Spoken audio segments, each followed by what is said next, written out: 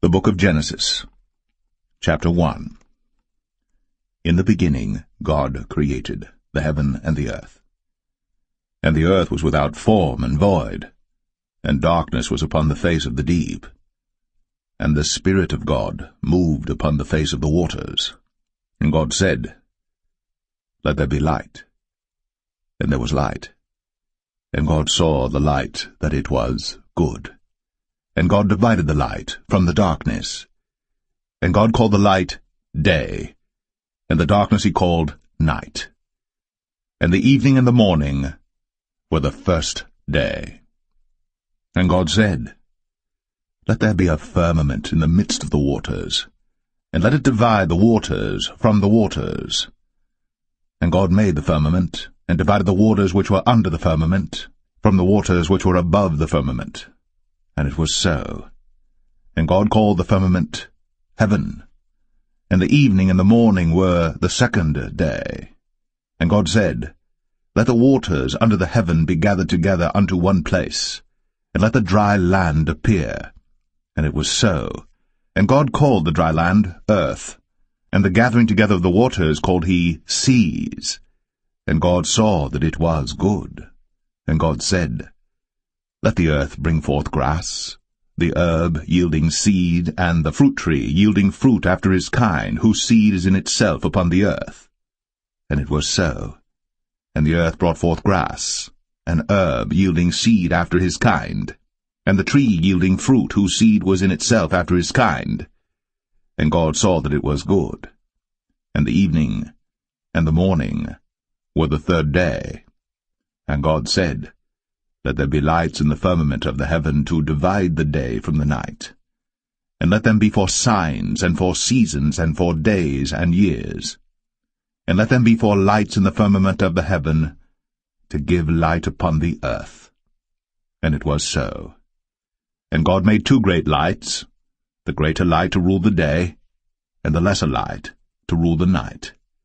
He made the stars also. And God set them in the firmament of the heaven to give light upon the earth, and to rule over the day and over the night, and to divide the light from the darkness. And God saw that it was good. And the evening and the morning were the fourth day. And God said, Let the waters bring forth abundantly the moving creature that hath life, and fowl that may fly above the earth in the open firmament of heaven. And God created great whales, and every living creature that moveth, which the waters brought forth abundantly after their kind, and every winged fowl after his kind. And God saw that it was good. And God blessed them, saying, Be fruitful, and multiply, and fill the waters in the seas, and let fowl multiply in the earth. And the evening and the morning were the fifth day. And God said, Let the earth bring forth the living creature after his kind, cattle and creeping thing, and beast of the earth after his kind. And it was so. And God made the beast of the earth after his kind, and cattle after their kind, and everything that creepeth upon the earth after his kind. And God saw that it was good. And God said, Let us make man in our image, after our likeness, and let them have dominion over the fish of the sea, and over the fowl of the air, and over the cattle, and over all the earth, and over every creeping thing that creepeth upon the earth. So God created man in his own image. In the image of God created he him, male and female created he them. And God blessed them, and God said unto them, Be fruitful, and multiply, and replenish the earth, and subdue it, and have dominion over the fish of the sea, and over the fowl of the air, and over every living thing that moveth upon the earth. And God said, Behold, I have given you every herb-bearing seed which is upon the face of all the earth, and every tree in the which is the fruit of a tree yielding seed. To you it shall be for meat. And to every beast of the earth, and to every fowl of the air, and to everything that creepeth upon the earth, wherein there is life, I have given every green herb for meat. And it was so. And God saw everything that he had made, and behold, it was very good. And the evening and the morning were the 6th day.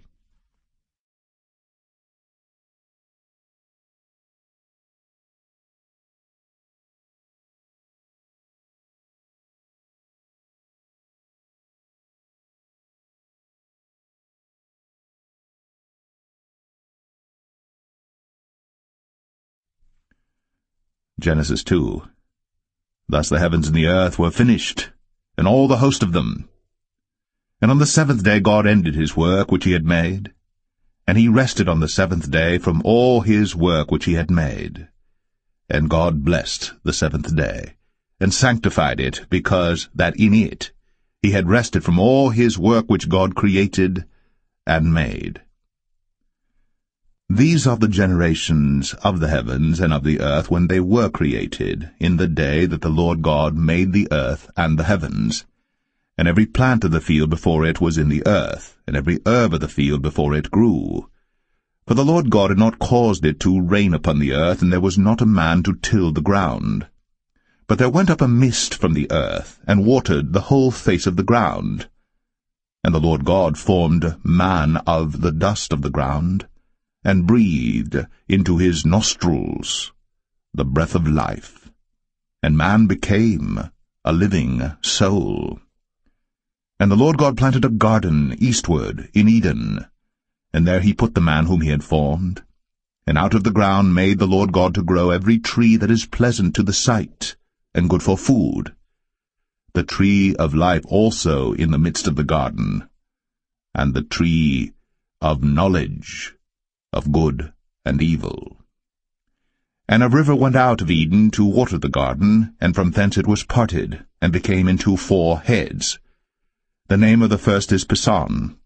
That is it which compasseth the whole land of Havilah, where there is gold. And the gold of that land is good. There is bdellium, and the onyx stone. And the name of the second river is Gihon. The same is it that compasseth the whole land of Ethiopia.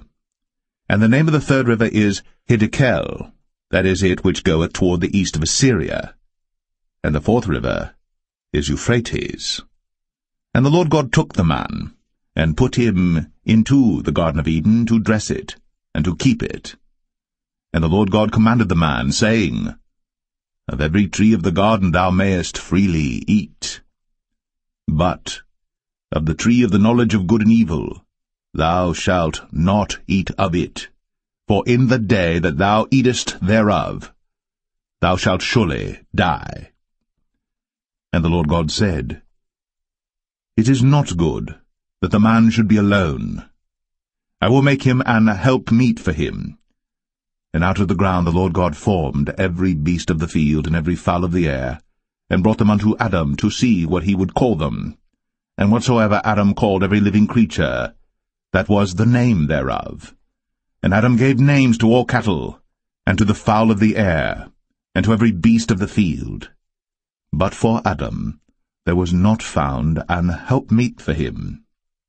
And the Lord God caused a deep sleep to fall upon Adam, and he slept. And he took one of his ribs, and closed up the flesh instead thereof.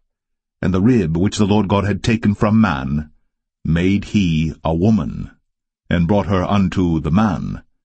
And Adam said, This is now bone of my bones, and flesh of my flesh. She shall be called woman, because she was taken out of man. Therefore shall a man leave his father and his mother, and shall cleave unto his wife, and they shall be one flesh. And they were both naked, the man and his wife, and were not ashamed.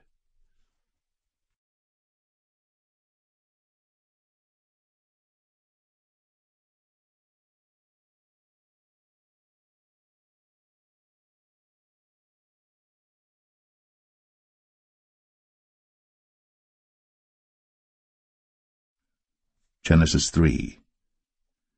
Now the serpent was more subtle than any beast of the field which the Lord God had made. And he said unto the woman, Yea, hath God said, Ye shall not eat of every tree of the garden? And the woman said unto the serpent, We may eat of the fruit of the trees of the garden. But of the fruit of the tree which is in the midst of the garden, God hath said, Ye shall not eat of it, neither shall ye touch it, lest ye die. And the serpent said unto the woman, Ye shall not surely die. For God doth know that in the day ye eat thereof, then your eyes shall be opened, and ye shall be as gods, knowing good and evil.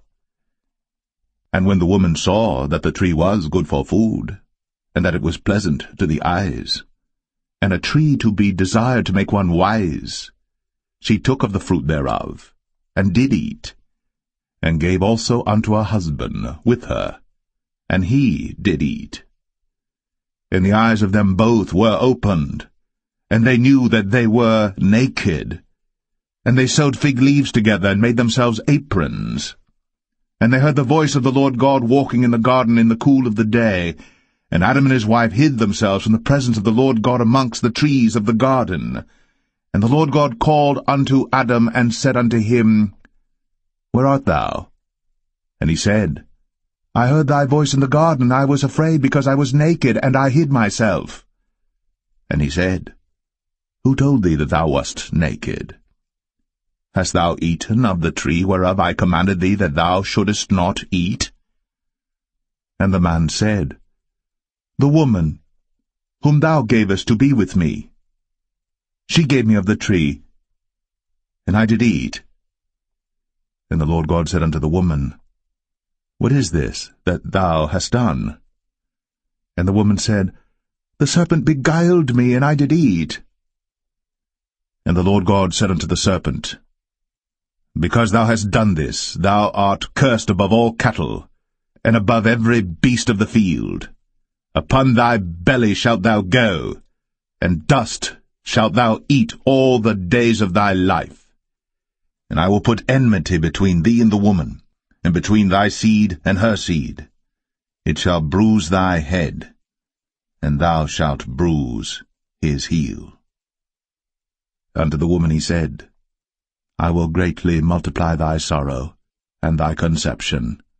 In sorrow thou shalt bring forth children, and thy desire shall be to thy husband, and he shall rule over thee.